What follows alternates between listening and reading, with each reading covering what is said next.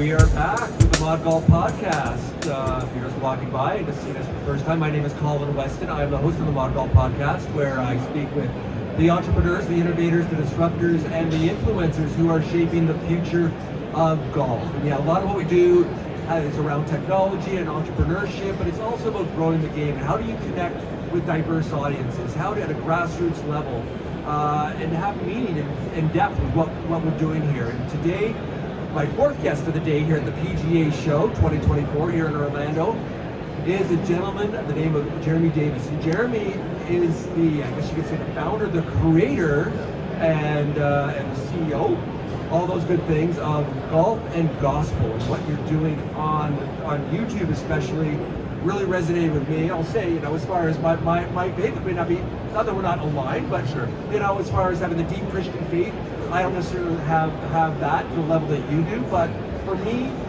I just love the spirituality side of combining with golf and watching your videos and the people you have on.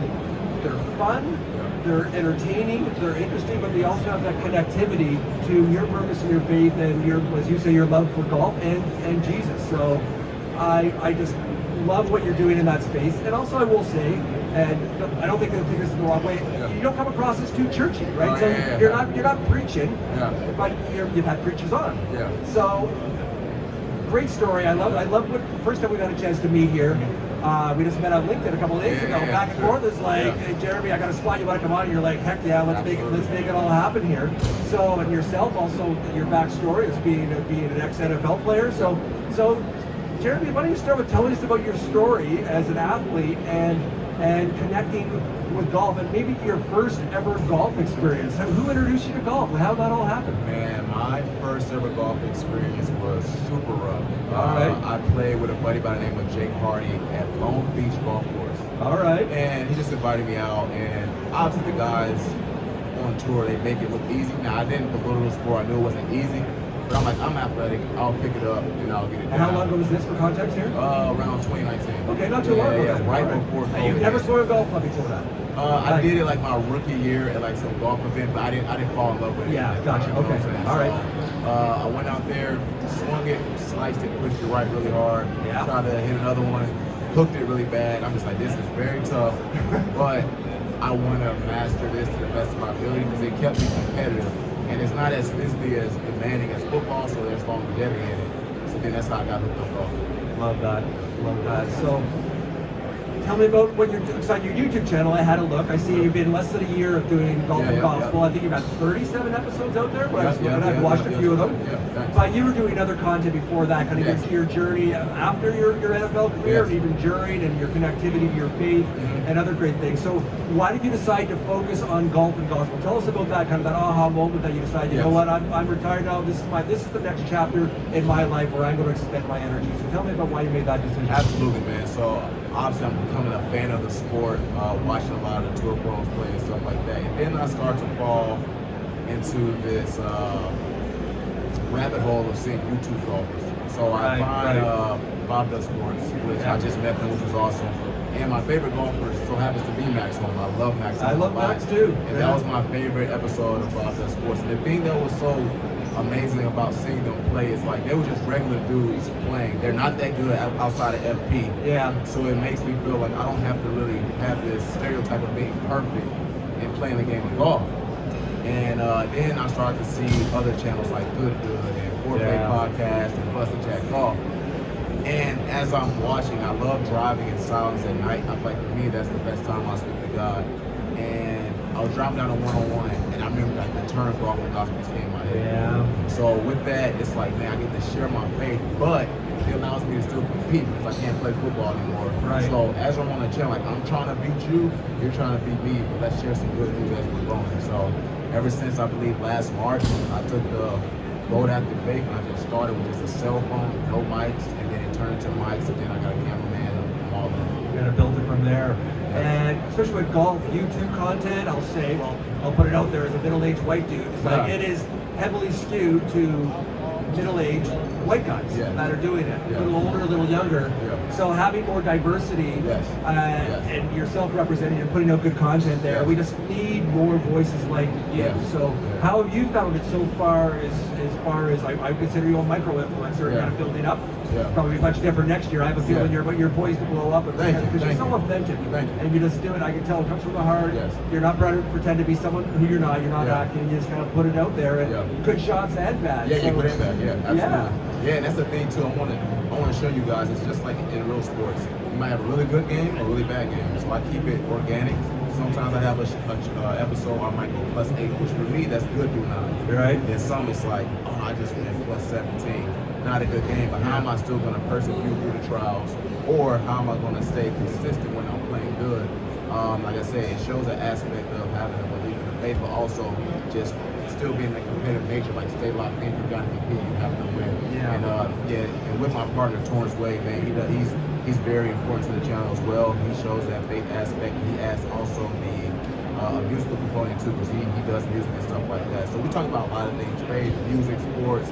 We just broke down waste management on our next episode that's coming out. All right. Everything's going to win. So it's a lot of other components, but I want people to think it's so spiritually exhausting. You're going to hear the gospel, but it's a lot of other things we talk about too. It's super fun. And I can attest to that. Like I said, I haven't turned off halfway through an episode. I watched the whole thing because it is great. It's great content.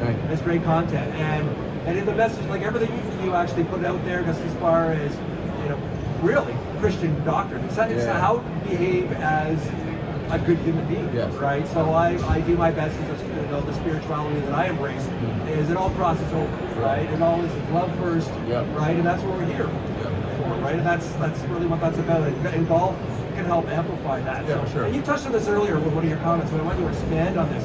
Is where do you see the kind of the crossover and the kind of the I don't want to say similarities, but the components of your faith and golf and things you learn from both of those. Now let's say that golf helps enhance your faith and the other way around, and how they both kind of weave in and support each other.